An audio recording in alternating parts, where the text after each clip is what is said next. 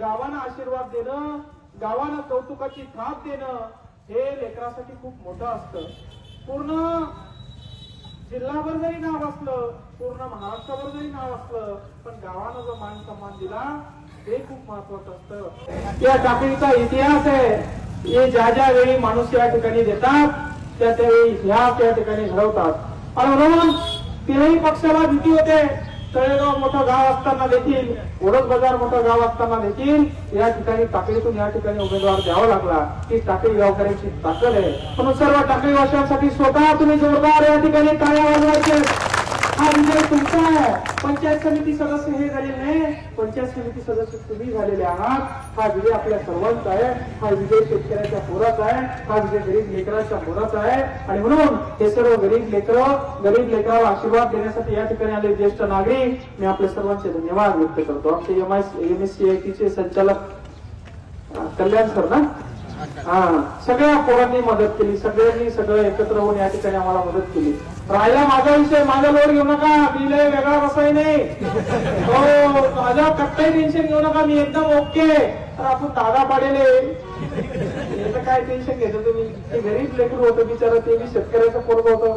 ते जरी आपली लढाई जरी गोपाल भाऊ संग होती, पण आपल्या रिंगणामध्ये दुसरेच होते. आपल्या रिंगणामध्ये माजी खासदार होते, चालू खासदार होते, आपल्या रिंगणामध्ये आमदार होते. त्याला माहित होतं हे निवडून आता काय होणार, त्याच्यामुळे काळजी करू नका.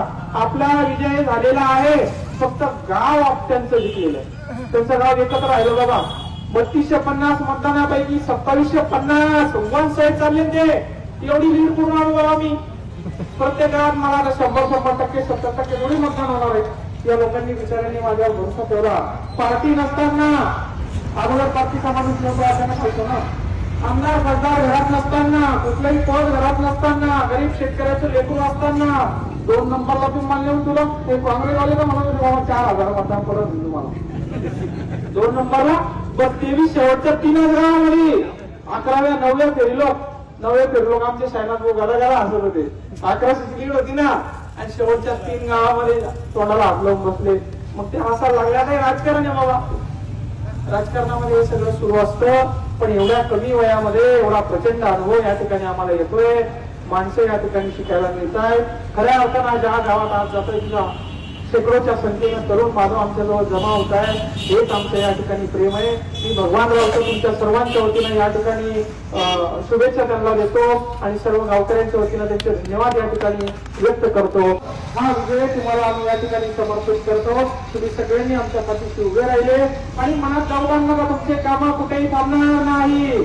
आता बोललो होतो, निवडून आलो तर तिथं बसून करण, नाही आलं तर डबडा वाजून करण. आता डबडा ऐकायला तयार राहा तुम्ही. आता आंदोलन बघा कसं करतो मी. नाही कामं झाले तर तुमचे शिवरस्ते, तुमचे सगळे कामं, गाय गोठा वीर घरकुलाचे सर्वे या महिना 2 महिन्यात पूर्ण ताकदीनं सगळ्या कामाला या ठिकाणी आम्ही लागणार आहे.